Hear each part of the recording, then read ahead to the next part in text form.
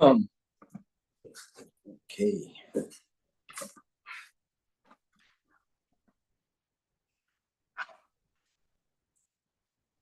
Good morning. With the help of Hashem, we are learning Yerushalmi, the Mai Pei Gimel Halacha Aleph.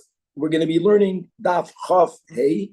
We left off on Daf Chav Hey Amud Aleph on the top line, Rab Zreikon, in the name of Shimon ben Va, etc. And we're going to start to learn today regarding another kula, another leniency that we have by the Mai. And as we have been explaining, that the Mai is not to be viewed like other Isurei Derabanan, even if they were decreed as a boundary or as a stringency or as a concern. But once the decree was made, you are bound by that Isur Derabanan. Here we do find many leniencies because from the outset we are viewing the Mai as the Chachamim telling us that be suspect to a doubt, but it remains like a doubt. And we can give it like the Pedic began, Aniyim, or achsenoi, however you are to interpret it. We have been learning it in last daf that it's referring to traveling guests. And just to reiterate that really there's a machlokes how to interpret achsenoi. Another understanding is that the achsenoi are troops from the government that it was like a tax law that when troops are moving around, you have to host a certain amount of them. And they're also, you are allowed to give them the mai. We're going to start today learning about a chayla, not a chayla sheyesh b'sakana.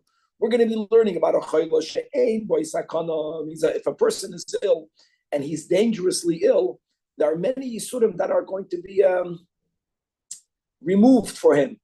Actually, at some point, he can eat even non-kosher food, or he's obligated to eat non-kosher food because you got to preserve your life. When a person is not dangerously ill, we will find that when it comes to demai, such a person can be given demai to eat. Here again, we're going to have him being allowed to eat it. And the bigger chiddush is that you can give it to him. We will have a nuance, a difference between giving it in his mouth versus giving it in his hand. One is in his mouth, you are participating in the Isur, which is waived because he's a chayla, and the other is indirectly participating, yes, causing him to have it, like the lifnei iver lesit and michshol category of a problem, or being misayeya lidei oivnei aveda problem, and that is going to be something which is not as serious as, and the Gemara is going to make a contrast between giving to a chayla demai, as we'll see, versus giving to a chayla she'ein b'sakana tevel, even if it's tevel midrabanan, that is not going to be waived. Not only may you not give it into his mouth, you can't even give it into his hand, as we will learn the sugya. What will be very unique today, I'm sure people speak about it, is that this is a daf of the right hashkafic approach when it comes to bringing another Jew closer to Yiddishkeit. And as we will see, two topics today that are related to what we call doing Miftzayim. And the challenge will be is that the fact is that many Jews are currently in a place where certain parts of Yiddishkeit is something that they adhere to. Other parts of Yiddishkeit is something that they don't adhere to.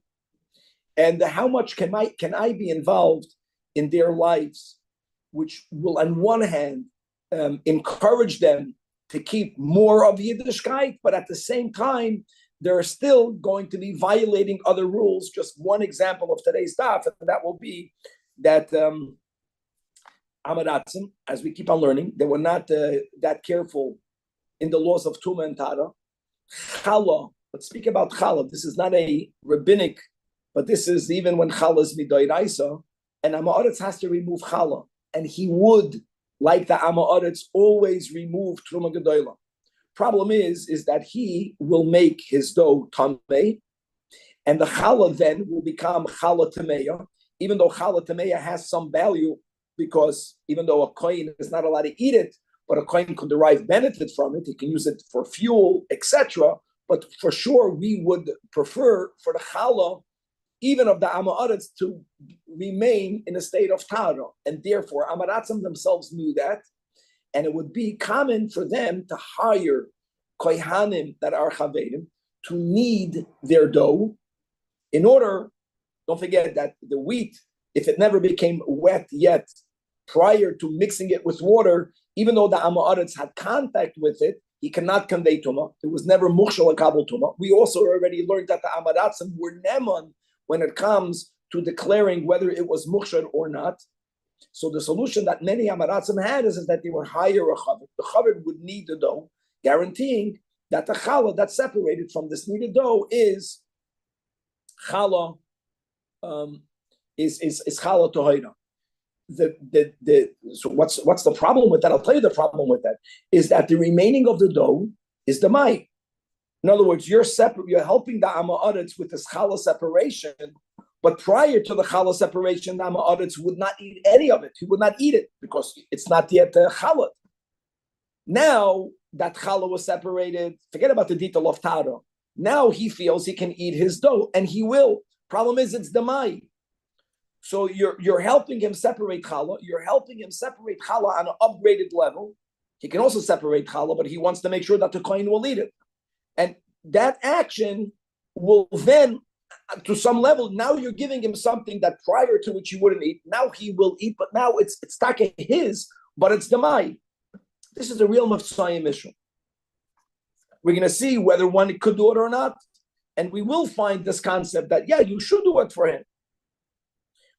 We will also learn similar concerns when it comes to Svichei Shvi'is. I know that we mentioned until now that Midai Raisa, just to quickly go through the steps. You read in Pashas Bahar, and we learned the Rambam, we learned the halachas properly, and God willing, we're going to learn it here together in the Yerushalmi. Biblically, the problem with Shemitah, the challenge, the prohibitions of Shemitah is for you to plant, for you to work the land. If something grows on its own, Midai Raisa, that's the way we quoted until now, you are allowed to eat it. Sviach means an aftergrowth or something that grew without your effort. Midrabanan, Svichem, not fruit Svichem, but grain Svichem, legume Svichem, vegetable Svichem are asur. Why did we say it's asur? Because if one will eat the Svichem, you can have someone that will actually plant it on the Shemitah year, and he'll say that it grew by itself. That is the shita of all of the Tanoim other than Rabbi Akiva. Today we're going to introduce Shitas Rabbi Akiva, that Svichei Shvius is also Midai Raisa. And we're going to bring that into the topic of Challah removal. Aside of the Damai issue, you have a Shemitah issue. In other words, may a Chaver help the Amaretz separate Challah in order to make sure the Challah is Tohira on the Shemitah year when after the challah separated, the owner, the Amaretz, is going to eat the remaining dough. The remaining dough might be prohibited l'Rabbi Akiva midai raisa as svichei shviyis. So will we say, don't help him, don't get involved in this Amaretz's challah because you're going to somehow promote, you're going to help him violate svichei shviyis. We'll see whether that's problematic or not. In other words, it's going to be a topic of the tzoyim, person is not yet keeping Shabbos. He's anyways, and this Amaretz is anyways going to be eating his svichim. It's like a person anyways is going to be driving on Shabbos. So should you invite him to your Shabbos table, even though he's going to be breaking the Shabbos by driving there? Like it's this type of topic that we will have here in today's daf, which is really fascinating. I wonder how many who got involved in these shilas will quote the Mai Chafei, but now we know. And let's start daf Chafei Amud Aleph all the way on the top.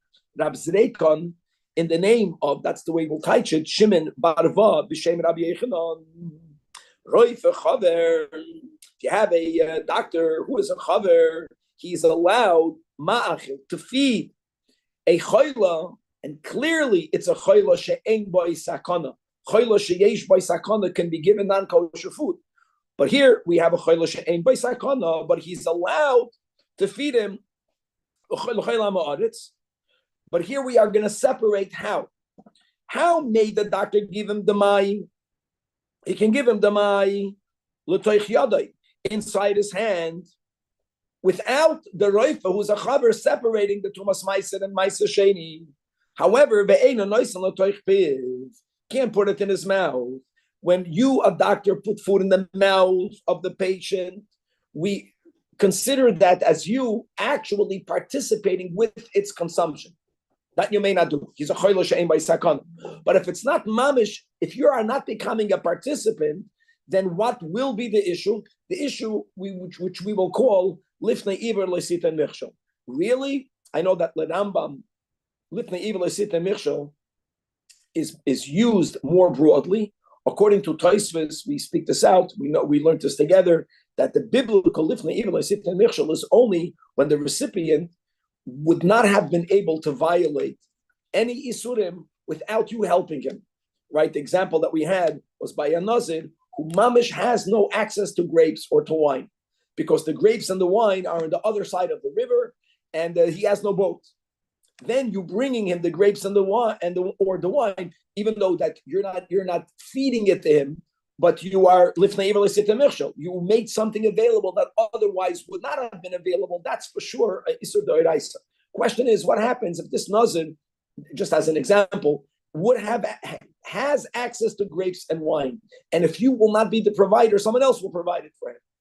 According to many Rishonim, if you provide it for him, you are not violating lifnei iver lesit michshol, but you are then called a mesayeya liyedei oivri aveda. You're helping someone sin, but you're not over lifnei iver because you could have done it either anyways. Whichever way we will learn pshat over here means even if the chayla would not have access, we'll see in a moment about that. Since he's a chayla, there was a leniency given by the Mai, and now the Gemara has to qualify Rab Zireikon's statement. First of all, the heter of you, the doctor, giving him that food is only b'demai.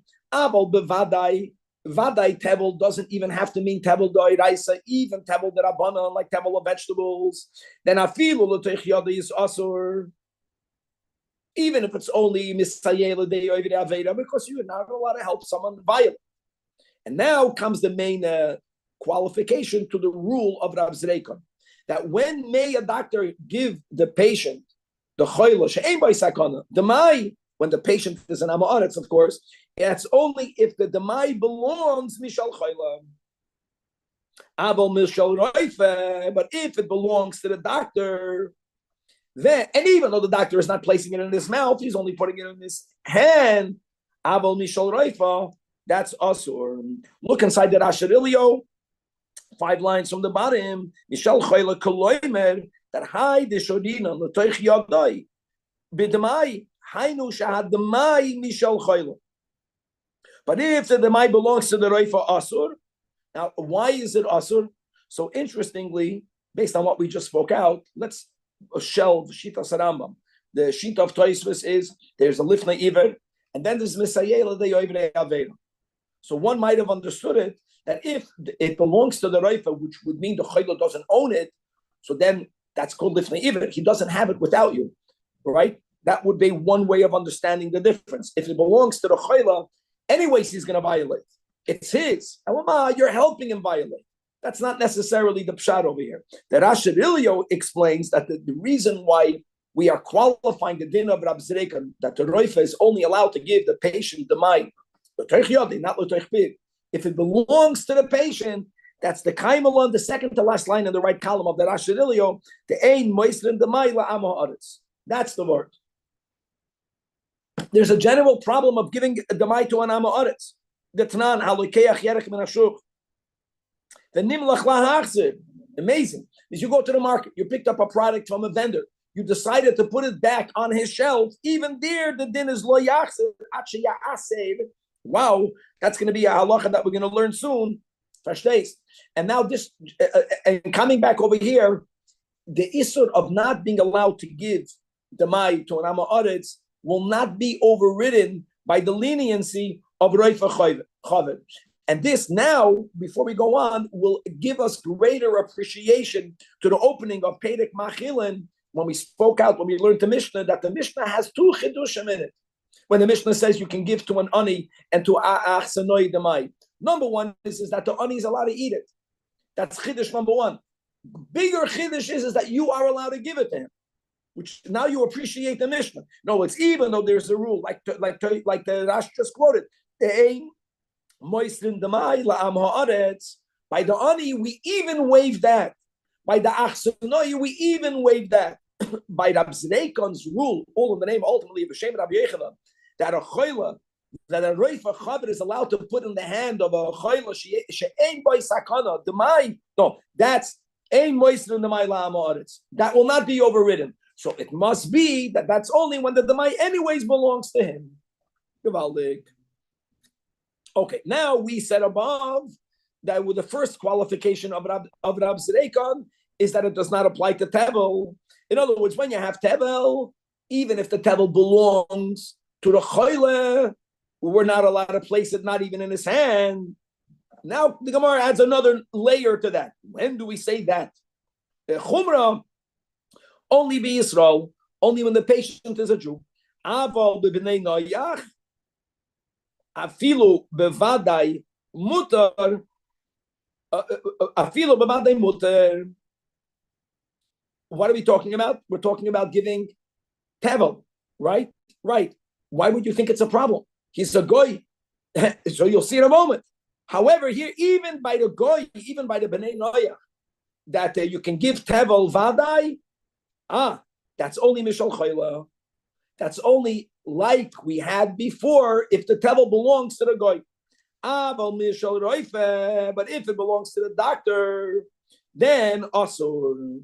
And why would it be asur? The answer is because one is not allowed to sell non-kosher food to a goy. And we're speaking about a doctor. So what sale is happening? So that's the pshat. The Marafulda explains 11 lines from the top. Avel Michel Roifa Asur, because since a patient pays the doctor, I'm reading the Marafulda. Sharei Mishalim Loi. Amazing. He's a bnei noyach. You can't sell him tevel. And then he writes something else, which is even a bigger chiddush. Vigam, says the Marafulda, that asur lochaver lohitzi davar she'enim mesukim mitachas yodei klal shelo yargil bekach. The goy he's not bound by the mitzvahs. There's no issue with tevel with the goy. If we were to allow a roifa to give as medicine when needed for health, to give to a chayla she'ein by sakana, to a goy to give him tevel, then he won't have this boundary ingrained in the roifa. That's something that's not mesukah, you cannot give out. Once we will allow him to give it to a goy, it won't be such a hard and fast rule. And that in the future can leave the roifa to give it to a yid. That's the second shot in the Marafulda. The first shot is easier. Maybe you need both together. That you're not allowed to sell, even though he's not doing his business, he's not selling. Maybe today doctors, their business is selling the product, selling the medicine. I don't know. His parnasa is from being a roifa. Nevertheless, we view the purchase of medicines, even if the medicines are food, but the nutrients that you have to eat, it's considered a sale. Now, in contrast, which is something that a goy may not partake of, here afilu mishal chayla asur. Why is that? This is amazing. Look inside the Marafulda, 60 lines from the top now, like in middle of the Amid. Sholoyavu haben noyach l'dei takala, v'avar ha'Yisrael alifnei iver lo'isitin mirshel, hilkach afilu lihizdamin liyado is asur. So what do we have over here, guys? We have the lifnei iver lo'isitin mirshel. It's good to know, isn't only between a Jew and a Jew. And Taka, why would it be that way? Hashem gave the humanity the Shalom Mitzvahs b'nei noyach. One of them is the Eber Menachai. And that's the mnemonic. The Shalom Mitzvahs b'nei noyach are the three violations for which a yid is chayiv to be moiser nefesh. A goy is not chayiv to be moiser nefesh on anything, but a Jew has to be moiser nefesh not to commit adultery. However, it's defined for a goy. The definition of adultery by a goy is more limited. There are less aroyos by b'nei noyach than for a yid. A goy cannot serve idols, and a goy is not allowed to murder. Those are the three. And then the other four is Aleph, Beis, Gimel, Dalet. Aleph is Ever Menachai. Beis is Bracha. Bracha is a euphemism for cursing Hashem's name. God forbid. We call it Bracha, Birchas Hashem. Gimel is Geneva and Gezela, and Dalet is Dinim. The only positive of the seven to establish a judicial system. But coming back over here, it's amazing. I'm a little bit troubled with the Marafulda because if you're giving it in his hand, what do you think he's going to do with it? You're giving it to him as a doctor. you're giving him to he should eat it. That's lifnei iver. It's like mashma that if you wouldn't eat it, then he wouldn't have a takala. So why would you give it to him? It's an interesting expression over here. Okay, but anyways, that's what the Mara is saying. That if the goy will have the day takala, the yid will be over. In other words, we're not. I get it. It's not that we are concerned that the goy, his sin is on him, but the roif's sin is by giving it to him. There's a takala that the Jew is violating. What sin is the Jew violating? With so, okay. Moving on now to the next topic in the Mishnah, which was a machlekes Beishamai and the Chachamim, and as we explained, the Mishnah Beishamai argues with the Tanakama. Beishamai argues and holds that a poor man is not allowed to eat the mine. And therefore, when it comes to the tamchui, when it comes to the tzedakah fund, that was not a money fund; it was a food fund, and it's being run by the Gabboi tzedakah, and their job was to collect everyday food and to distribute everyday food to the aniyim. So Beishamai says that they have to collect it in two separate containers. They have to collect from the chaverim. That's called food that is mu'usar. And Beishamai says, to whom do they give the mu'usar? Ironically, l'she'enoi ma'aser. Those are the words of Beishamai, which means to the amaratzim. Because they're going to get it. They're not going to take off the mai. Doesn't matter because they are receiving food that was gifted by the chaver. And when they collect the tzedakah food from she'enoi mu'usar, the food that was not the mai tithe, to whom do they give it? They give that to the chaver. That's the ani. Lima asin. Like that's what Beishamai said. Let's read it inside. Gabai tzedakah, Beishamai amrim v'chulei. So the Gemara is pointing out an irony. What's the irony? The kasha al the Beishamai. I have a problem. What's the problem? Begin, do, kosher, yafsid. You're giving the she'ena mu'usar lema'asir. Danny, you know what the havamina is? The havamina is, let's say every yoni gets, every yoni, they get 2 seudas. They get the food that they need for that day. Then and that chofei in the bottom of Amad Aleph. So the havamina is they're both getting the same amount of food. But it's not fair. Why is it not fair? Because the Amoritz, all that he gets, he is getting the Mu'usa. So whatever he received, all of it, he's going to consume. The Chaver is getting She'eino Mu'usa. And the Havamina is he's getting the same quantity. Problem is, he can't eat all of it. He has to remove 11%, 1%, and then 10%. Emes, that 10% he gets to eat in Yerushalmi, but nevertheless, he's not getting the same thing. He needs to eat right now. So here, read it inside. Begin, do kosher, yafsid, because someone is a kosher yid, he should lose out. So the Gemara clarifies that when the Mishnah, when Beishamai holds, Beishamai Oimrim, that you give the she'enoi mu'usar to the chaver, to the ma'aser, you actually add whatever it is that he has to remove. He's not going to end up losing. Now, if I understand Pshat correctly, if that is not only true by the Trumas Maisa, but if that's also even true by the Maisa Sheni, here it's taka good. Here the chaver is going to get more because he's going to end up now getting the same amount to eat. In other words, his net will be the same amount of the Amoritz, plus I'll have the 10% that it's also his to eat in Yerushalayim. So we give the chaver an extra amount according, well, how much extra? Whatever it is that he has to remove, that we also gift to him. Now, ma tam de Beishamai? It's an interesting question. What's ma tam de Beishamai? Kasha is, this Amoritz anyways eats the mai. If he anyways eats the mai, why do we have to do all that? Why are we making these efforts? Right, that's the question that many people have when the Rebbe came out with Miftzayim. Like, what's the point? You were to think, is the point, that's the question, is the point to initiate someone on their journey of becoming bona fide Shomerei Torah mitzvahs? And if that will be the goal, then if you know someone is not going to get to, then what's the point? So what? So what that he put on tefillin, but he didn't make berchas hashachar, he didn't wash negavasa, he's going to be machal Shabbos. Like, what are you benefiting by it? That's the way push it. My tam the Beishamai. This was asked by people that didn't understand the whole idea of Mitzrayim. So the Gemara explains that afilu tig derenu achshav yochol at legoidroi. Period. Even though what you are doing now is only something, right now you won't have the might. So do the something. What he'll do tomorrow, I'm not going to be effective in what he'll do tomorrow. But right now, make sure the person eats something which is mutter to be eaten even midrabanan. Okay, what I just said right now is because I have the merit to be a Chabad Chassid. Let's read the Pnei Moshe.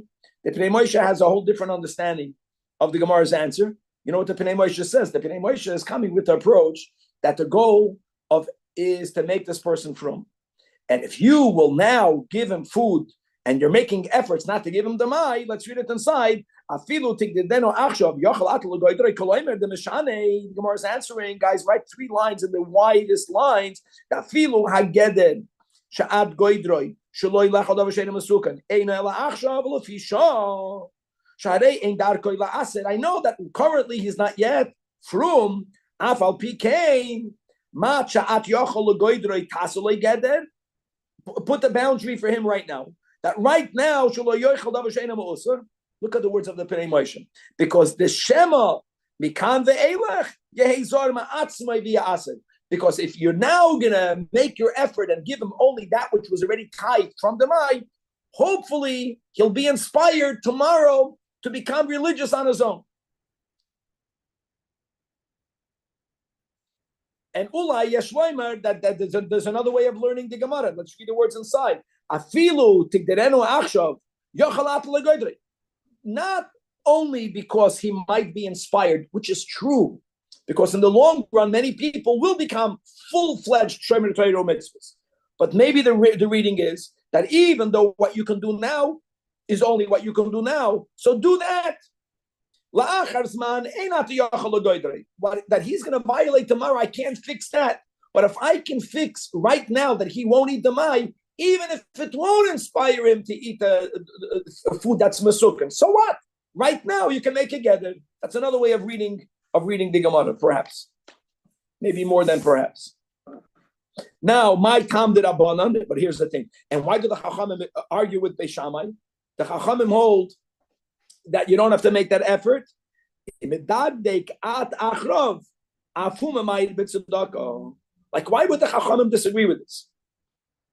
And we have to understand the kasha of the Gemara, because when we learned the Mishnah, we said that the Chachamim hold Kishitas Tanakama, guys, which is that a Am Ha'aretz is allowed to, an Ani Am Ha'aretz is allowed to eat the Mai.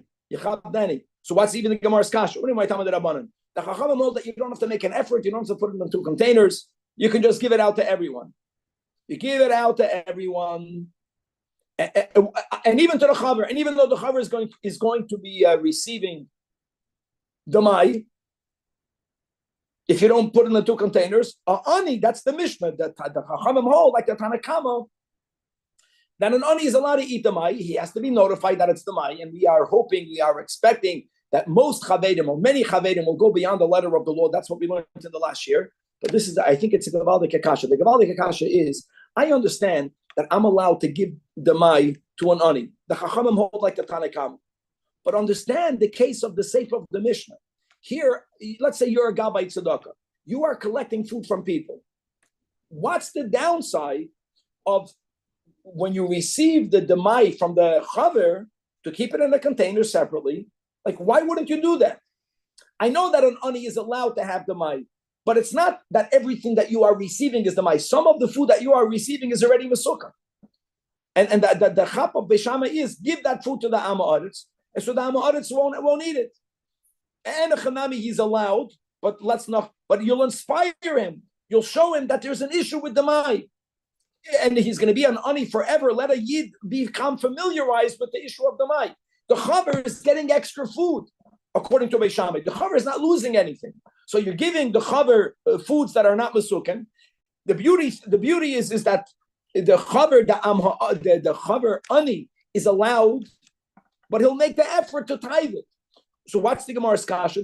In other words, that's the Gemara's kasha. Like Mela, when you have de facto demai, you can give it to Anani. But if you are collecting food and some of the food that you are collecting is already masukin, why would you mix it up? Why wouldn't you make the extra effort? And the Gemara answers because there is a downside by making this extra effort. That in the dagdek achrov, afu memayid b'tzedakah. Amazing. People, if they the gabay tzedakah has to make this extra effort of receiving the food and knowing from whom, and putting from the Amma Aretz in one container and the Chaver in a separate container. And then when you're gifting the food, to be aware of who's the Chaver and who's the Amma Aretz and following his prescription, the Gabbai Tzedakah won't work as diligently. You're making it too hard for him. You're adding restrictions. So there is the individual that will benefit, according to the Beis Shammai. The Chachamim hold that the general kasa, the account, will have less food in it. There's going to be less for all. So do you have to focus on the Yachid? That's the sheet of Beis Shammai. And the Chachamim hold, of course, everyone holds you have to focus on the Yachid, but the question is, on who do you have to focus on first? The Chachamim hold, first you have to look after the benefit of the Klal. The Klal will benefit when it's easier for the Gabbai. If the tzedakah administrator will have an easier time receiving and passing the money on, he will do his job better. You make it too difficult for the Gabbai tzedakah, he's gonna diminish his word. These are Gavaldic concepts. Okay, Akan, 2 dots. Now we're turning to that Chafayim and base.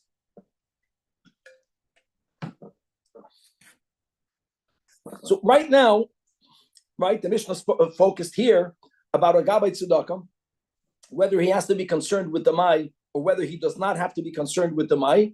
And now let's speak about other issues that a Gabbai tzedakah might have. Says the Braisa, Gabbai tzedakah biyantiv. We're speaking here again, Dan, about not money fund. You don't give money on Yontif, but food. There used to be a food fund. Today we have refrigerations. So today, Tomchei Shabbos in LA and a Gavaldic organization, you give on people who need food, they put it in the refrigerator. They didn't have it then. So this mitzvah that everyone would push it, they would give the leftovers every day to the Gabbai Tzedakah, who would distribute it on the same day, 2 meals per ani. It was done on Yontif. However, says the Braisa that Gabbai Tzedakah be Yontif, lo yihiyu machrizin. They should not make announcements. What are we talking about? What announcements? Says the Pnei Moshe. Look on the top. The Yontif lo yihiyu machrizin, the Beis HaKnesses, Lohavi lohen hatzedakah kederach shemachrizin b'choil. Guys, first of all, that mefakchim b'tzarchet tzibur or l'tzarchet tzibur b'Shabbos and Yom Tov. It's absolutely okay on Shabbos and on Yom Tov in the shul to make fundraisers. Anything that is of a communal need may be done. Nevertheless, that when it comes to the food, a charity fund, food, it should not be done in public. Second line in the Pnei Moshe, Elok Doivin B'tzina, because and you go to people's houses quietly, and when you receive it privately. You give it to the aniyim privately, and there's a lot more dignity in that. So back inside the Braisa, Lo yiyu machrizin. You don't make these public announcements and fundraisers on Shabbos and on Yom Tov. I'm sorry, Shabbos is the issue with carrying. On Yom Tov, but what do? Says the Braisa, you collect the food, you go from house to house, and it's done betzina, and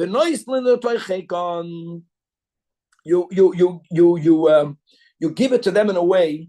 This is pashut for their dignity, for them to be able to hide their food when they receive it. So an onlooker, someone on the street won't even should not notice ideally that they just received, a piece of kugel for tzedakah. And part of the tznius, part of the discreetness, in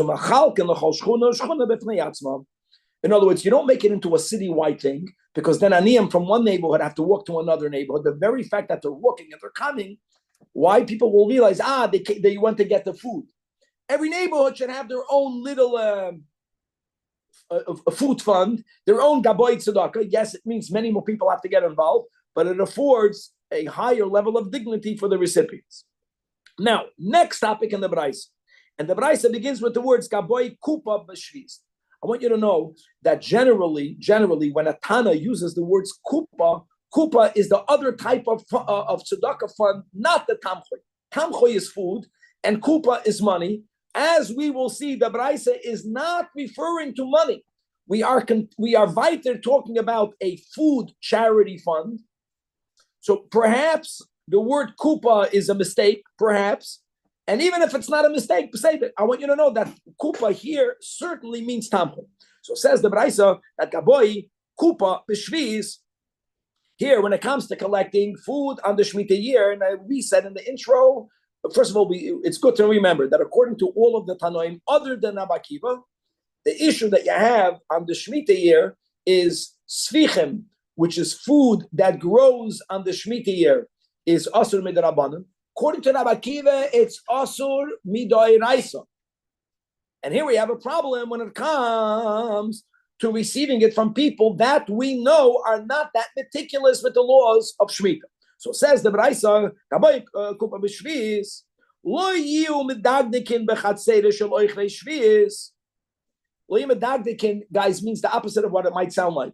It means they do not have to refrain from collecting food, even from homes whom we know that they eat sfichem. So you would say, if they're eating sfichem, we should not go and collect from them. We don't have to have that concern. Don't be concerned that it might be sficha shviz. Actually, noisnim lohen pas lutet. In other words, if they give bread, we can give it to the poor. Why? They might be violating even people that we are chayish, that they themselves are eating sficha shviz.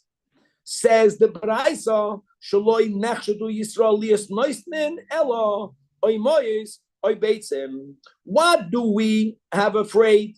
In other words, sficha shviz is something that some people were not careful in, but they would never give out sficha shviz. They just didn't do that. What would a person do? People that ate sfichem, that's just the way it was. What we should and did suspect them is that if they had ma'ois that they made from peidoy shvi'is, like we mentioned, so they sell products of shvi'is, they did schayda by peidoy shvi'is, which they should not have done. It's not only that they violated doing business with peidoy shvi'is because you collect it for yourself for hefker, not to sell it, but the money gets imbued with the kedusha of Shemitah. And now the recipient has to be mindful to know that that money may only be used either to buy produce, and even that is only when that produce is found before the Zman Habir. There's many restrictions on that money that we are afraid of. It's amazing. Another fear that we would have is that people that would eat sfichei shviz, they also would do business, and with the money, for people not to be suspect that the money is something that they got from selling other produce, they would buy eggs. I don't know why that would happen. So there is a rule that people that are suspect to eating sfichei shviz, from them don't receive money and don't receive eggs, and to mix it with other monies. But other than that, when it comes to bread, even people that would eat sfichem, they would not give to the poor sfichei shviz. That is what the Braisa is saying. Now, before we continue in the Braisa, says the Gemara, says the Amoida, Rab Chananya b'shem Rav Pinchas, Hadod the Tamar. This statement was only made when people, even if they would plant, they would not eat it. In other words, if they violated planting, they would not eat it. We give them credibility. Then we trust that they would not give to tzedakah sfichem. But because we say that if they planted, lechol enam chashudim, kol shchein lahachel, they will for sure not feed. That's not something that they would do. Verstehst? Look inside the Marafulda. The Makoim Shezoidin, it's probably like 8 or 9 lines from the top. It's towards the top of the Amid. This is Rab Hanani's statement. The Makoim Shezoidin Bashviz. Shenech Shetul Izreis are the same as Shviz. When we're speaking about people that had that challenge, that even if they would plant, they would not eat that which grew. Such people, we say on them, the kivan the ein chashudim la'echol, Kolchem, we should not be choished that they're going to feed it by giving it to the tzedakah. However, even the Braisa will agree that a yid, that God forbid, stooped to the level because of his ignorance or v'chulei, that he would eat. From them you cannot collect at all. And by the way, that goes even to Svichim. And we learned, right? We learned that in the last year that they're not allowed to pay their debts. Part of paying debts is giving food to these tzedakah funds. It was already considered a debt because in the year it was already determined by the Kehila. This family has to give X amount of pounds. Even though it's tzedakah, you can give it from your meiser money, but you can't give it from Shemitah because you're paying down your debt. Interesting. Okay, now a big chiddush over here. In other words, I want to add one layer that sometimes we say then ein adam choyte v'lo loy. Sometimes we say that even people that are chashud of violating for themselves, why would they feed it to someone else? We do say it. If a person who would plant on the Shemitah year would eat that produce, we cannot accept anything from them. Even if they might not give what they planted, they're going to give svich. But if they don't plant and eat, even if their issue is that they eat svichim, they won't give svichim. It's amazing how, and this is and the times of Chazal. Now let's go back to the Brais. And again, this is mamash on mepsoyim topic. Kohanim hamigabelim b'tahara. When a Amma Oretz had dough, the problem he knew is that the challah would be deemed by the chavedim as challah tameya. Many Amaratzim were not willing to upgrade their status of Tum and Tara. It was too difficult. They didn't find it that serious. But they wanted that their challah should be tohira. The only option would be is when they either farmed, when they grew the grain, or when they bought the grain, they would make sure that the grain was never mukshal l'kabel tumah, never got wet. And they would hire chavedim to knead the dough for them. Since the chaver was in a state of tara, so the challah that they removed is in a state of tara, that afforded the kohen, the recipient, the benefit of them getting challah tohira. The question is, what happens if someone is not careful on the Shemitah year and they would eat svichim? And like we mentioned, even not there might be a downside. How can you chaver go into the house of the Amma Oretz and help him knead his dough in order to make sure that the challah will be tohira? But now, after the challah is removed, the Amma Oretz says everything is masukah. He's going to go ahead and he's going to eat the remainder. The remainder might be svichim. Says the Braisa that kohanim hamegabelim b'tahara, they don't have to have that concern. We had this expression before. They don't have to refrain. They don't have to refrain. Gewaldig. However, in other Braisa, says the Gemara, it says yes medagdikin. And what does that mean? Clarifies the Gemara. Says Rav Pinchas, the Braisa that says midagdikin, meaning don't provide that service on the Shemitah year. To whom? To people that eat sfichem b'pnei chalosan, which means that b'pnei chalosan, says the Maraful, the 9 lines from the bottom, 9 lines under the Gemara, b'pnei chalosan. Dilma me isuri shvisi. You have to suspect that what you're needing comes from isuri shvis. V'chi noimar shelo yagbelu lahem v'yorimu chalosan heim nimnoyim etreichach mela'echol isuri sichei shvis m'mei she'eni yochel yavo betara. Unless he's a clown. You know what happens is that certain people, if you tell them, I'm not going to help you knead your dough, you know what happens to them? They don't eat it. They won't do it, and you will help them not eat svichim. However, the Amma Oretz, however, man, the Omer ein medagdikin. Why would that be?